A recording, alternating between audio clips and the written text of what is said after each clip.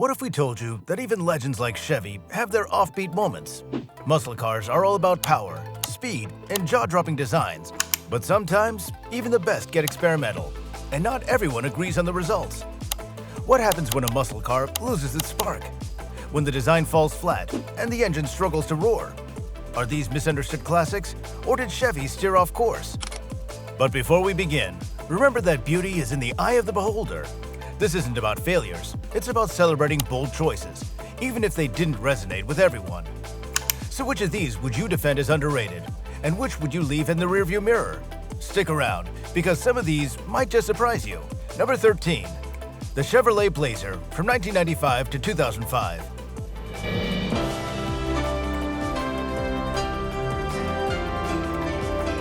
It would be nice if everything in life was predictable.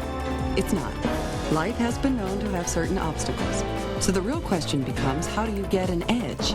The answer, the exclusive driver control system. Imagine the Blazer of the 70s, a rugged, two-door beast ready to tear up the trails and maybe even hold its own at the drag strip. Fast forward to the 1995 redesign though, and you are talking about a family-friendly four-door SUV that left muscle car fans scratching their heads. The Blazer traded its sharp, aggressive stance for a chunkier, more utilitarian look that screamed minivan vibes instead of muscle car swagger. Under the hood, it had a mix of V6 and V8 engine options, but let's be honest, they were more bark than bite.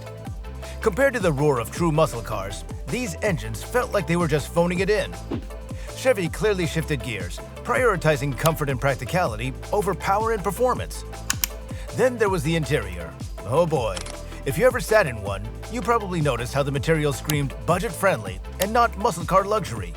While the Blazer found some fans among SUV lovers for its practicality and off-road chops, we designed the new Blazer from the inside out around you, so there's plenty of room and comfort.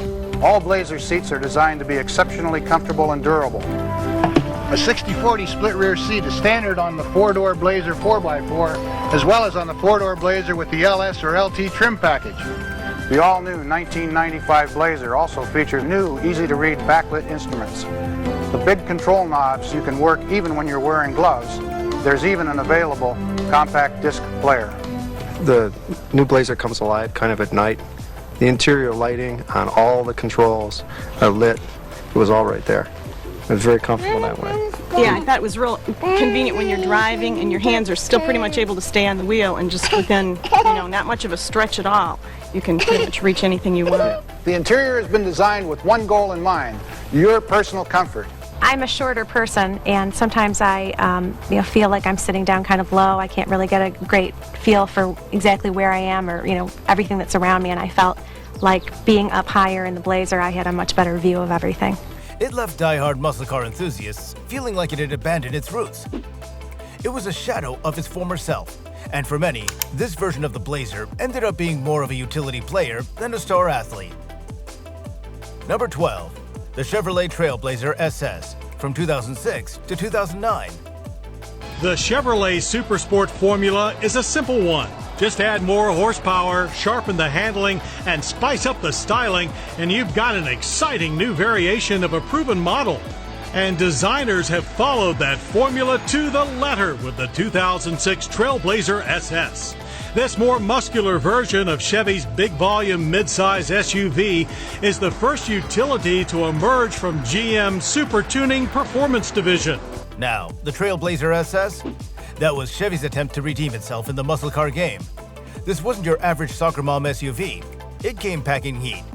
Powered by a monstrous 6.0-liter LS2 V8 engine, pushing out 390 horsepower and 400 pound-feet of torque, this beast could go from 0 to 60 miles per hour in just 5.8 seconds. Not too shabby for a bulky SUV. Chevy gave it some serious attitude with an aggressive front fascia, sport-tuned suspension, and custom SS badging. Step inside and you'll find leather seats with SS stitched in, a leather-wrapped steering wheel, and a climate control system that kept things cool even when the engine was running hot. Plus, with a towing capacity of 6,600 pounds, it could hold just about anything, including your pride after blowing past another car on the freeway. But here's the catch. Despite its performance creds, the Trailblazer SS still looked like a typical SUV. For muscle car purists, its bulky design was hard to love. It was a bold move from Chevy, blending muscle and practicality. but its looks made it a divisive entry in the muscle car world. Number 11. The Chevrolet Impala from 2000 to 2005. The Impala name used to command respect, a car that screamed speed and elegance in equal measure. But by the 2000s, it felt like Chevy hit the brakes on all the excitement. This generation of the Impala ditched the sleek, sporty vibe of its ancestors and went for a bulkier, uninspired design that didn't exactly turn heads. If you parked one next to its earlier, muscular siblings, you'd wonder if they were even related. Performance-wise, the story wasn't any brighter. Thanks to emissions regulations, Chevy had to dial back engine power, and the result was a lineup of Impalas that felt sluggish compared to the V8 monsters of the past. Remember when the Impala was about high-revving fun? Yeah, that chapter seemed closed. Well, let's just say it didn't win any awards. Cost-cutting was obvious. Cheap materials and questionable assembly made the cabin feel more like an afterthought. While some die-hard fans still appreciate the era of the Impala for nostalgic reasons, it's hard not to imagine what could have been if Chevy had stuck to the Impala's roots, delivering a thrilling, bold muscle sedan. Number 10. The Chevrolet Caprice, 1991 to 1996. Now, the Caprice had a bit of a facelift in 1991. Gone were the boxy edges of the 80s. In came rounded, aerodynamic lines that aimed to modernize the look. Now, it depends on who you ask. Some loved the sleeker profile, but for muscle car purists, it felt like the Caprice traded attitude for efficiency. Under the hood, though, there was some redemption. It started with a 5.0-liter V8, but the real showstopper was a 5.7-liter LT1 V8. With 260 horsepower, it had some serious kick and delivered smooth acceleration. This Caprice wasn't just about brute strength. It came packed with features like anti-lock brakes and electronic fuel injection, pretty advanced for the time. Now that said, its bulkiness and understated design kept it from standing out among sportier competitors. Where the Caprice really shone was as a workhorse. It became iconic as a police cruiser and as a family hauler. Practical? Absolutely. Exciting? Not quite. Still, for fans of big sedans, the Caprice held its ground as a dependable, if not exactly thrilling, part of Chevy's lineup. Number 9. The Chevrolet Monte Carlo, from 2000 to 2007. Or at least until this year. You see, Chevrolet has just released its 2000 Monte Carlo Coupe, a machine that bears more than a passing resemblance to its Winston Cup namesake. So are Mondays about to get a lot more exciting for Chevrolet dealers? The Monte Carlo was once Chevy's darling, a sleek, sporty coupe with serious muscle under the hood. But between 2000 and 2007, things took a turn. This generation bulked up, trading its sharp, aggressive lines for a softer, more uninspired design. It looked more like a commuter car than a true muscle machine, leaving fans wondering what happened to the Monte Carlo's iconic swagger. Performance didn't help its case either. Emissions regulations forced Chevy to detune its engines, leaving these later Monte Carlos with lackluster horsepower compared to the roaring V8s of the previous generation.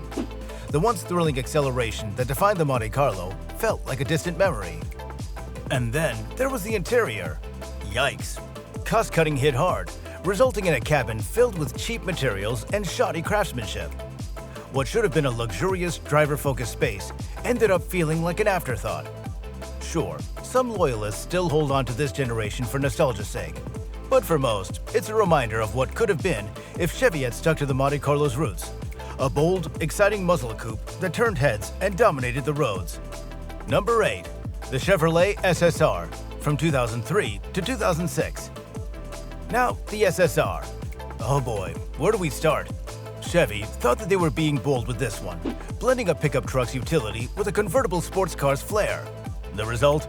A retro-inspired super sport roadster that left most people scratching their heads. The design was divisive. The SSR had bulky proportions, awkward lines, and features that looked out of place no matter which angle you viewed it from. While it aimed to pay homage to classic roadsters, it ended up looking more like a novelty car than a serious muscle machine. Under the hood, you'd find naturally aspirated V8s that, while decent, didn't deliver the punch you'd expect from something claiming to be super sport. Driving the SSR felt more like cruising in an unusual standout than tearing up the streets. And the interior? Let's just say it didn't win any fans. Cramped seating and budget materials didn't do much to help its case. Chevy hoped younger buyers would be drawn to its unique styling and practicality. but many were put off by its underwhelming performance and awkward aesthetics. Number 7. The Chevrolet HHR, from 2006 to 2011. The Chevrolet HHR, short for Heritage High Roof, was Chevy's attempt to ride the retro wave. Inspired by the classic panel vans of the 1940s, it debuted in 2006, hoping to evoke nostalgia, much like the Mustang revival. But instead of roaring approval, the HHR got a mixed reception. Its bulky, boxy design lacked the sleek, aggressive lines that muscle car fans crave, making it look more like an unusual novelty than a serious contender. Under the hood, things didn't get much better. The HHR relied on modest four-cylinder engines that provided basic power, but nothing that could excite enthusiasts. Driving one felt more like running errands in a retro costume than commanding the road. Chevy marketed the HHR to younger buyers looking for practicality and unique styling, but the uninspiring performance left many cold. The interior didn't save the day either. Cramped seating and cheap materials made it feel like Chevy cut corners to cash in on the retro trend.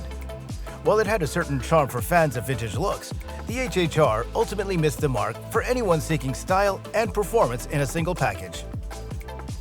Number 6. The Chevrolet Corvair, 1960 to 1969. The Corvair was Chevy's bold experiment, a rear-engine car with unconventional styling that set it apart from the crowd. At first glance, its rounded, compact design was innovative, but it also divided opinions. To some, it was refreshingly different. To others, it looked awkward compared to the muscular, aggressive silhouettes of the time. On the road, the Corvair did have its moments. Its rear-engine layout gave it surprisingly good handling, and it was fun to drive, when it worked. Unfortunately, reliability issues haunted the Corvair, particularly with its suspension. These flaws weren't just inconvenient, they became infamous, especially after Ralph Nader's book, Unsafe at Any Speed, spotlighted its safety concerns. The interior was a mixed bag. Some models boasted decent materials and comfortable seating, while others felt cheap and rushed compared to rivals. Chevy had aimed for innovation, but the Corvair's combination of unconventional looks, mechanical issues, and safety controversies overshadowed its potential. While it has a niche fan base today, most enthusiasts see the Corvair as a misstep in Chevy's muscle car journey. Number 5. The Chevrolet Nova, 1962 to 1979. The Chevy Nova started strong, compact, sporty, and ready to take on the streets when it debuted in 1962. But by the mid-1970s, things took a turn for the bland. The earlier Novas had some real personality, but then they grew bulkier, boxier, and honestly, kinda boring. Gone was the sharp styling that gave it muscle car cred, replaced by designs that screamed cost-cutting louder than a squeaky door hinge. Well, a lot of it was thanks to new federal safety and emission standards, which gave the Nova a chunkier look that didn't do it any favors. Under the hood, things weren't much better. Those roaring engines from earlier models? By the mid-70s, emissions regulations had them wheezing like they'd run a marathon. The Nova now packed underpowered engines that left thrill-seekers disappointed. Step inside, and it didn't get any prettier. The interior was stripped down to basics, bland, uncomfortable, and far from the excitement you'd expect from a car aimed at younger drivers. By this time, the Nova's identity crisis was in full swing. It was neither sporty nor luxurious, leaving enthusiasts to reminisce about the good old days. Number 4. The Chevrolet Chevelle, 1970 to 1977. Now let's talk about the Chevelle, a car that went from muscle car royalty to a bit of a letdown during its later years. Early Chevelles were beasts, sleek, aggressive, and packing some serious power under the hood. But by the mid-70s, this legend got a makeover no one asked for. Blame it on the same safety and emissions regulations that plagued the Nova. The Chevelle grew wider, heavier, and less aggressive looking, trading its sharp lines for a more bloated appearance. It was like seeing an athlete bulk up but lose their edge. Detuned and defanged. Those roaring V8s that once shook the pavement were replaced with smaller, less thrilling options that felt like a whisper compared to earlier growls. Inside, it was a similar story. The interiors went downhill, with cheap materials and uninspired design. Owners complained that the cabin felt more like a budget sedan than a muscle car icon. The result? Later Chevelles left enthusiasts scratching their heads, wondering what happened to the cars that once ruled the muscle car scene. Number 3. The Chevrolet Camaro, 1970 to 1981. The Camaro's second-generation journey started with high hopes, but quickly took a detour into bulky territory. Earlier Camaros were sleek, mean machines that screamed performance. But these models, they looked like they hit the gym and skipped leg day. Wide, heavy, and a bit too soft around the edges. Blame it on the 1970s.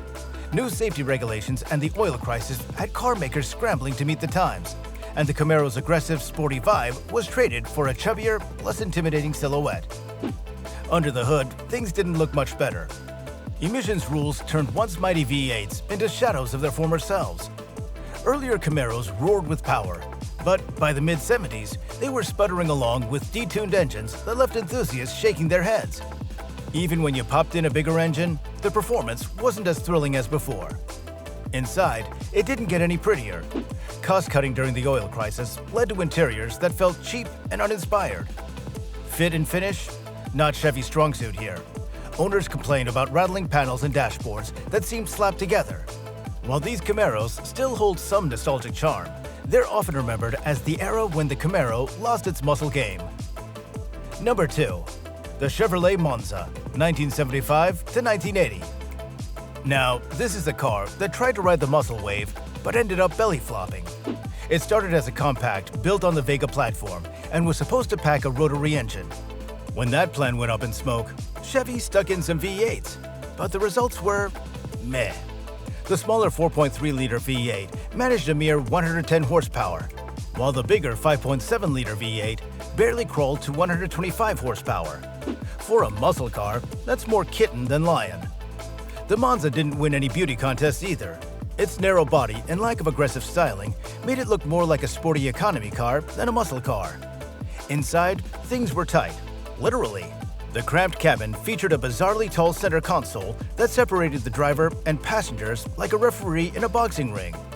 Performance-wise, the Monza was a letdown. Sluggish brakes and economy car tires didn't inspire confidence on the road.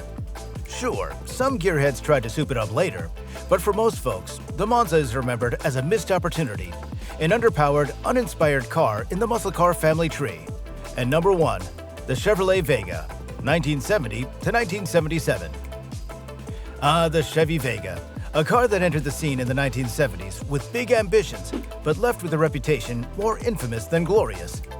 Chevy wanted to join the growing small car craze, and their answer was the Vega. It came in multiple styles: two-door, hatchback, notchback, wagon, and even a clever panel delivery.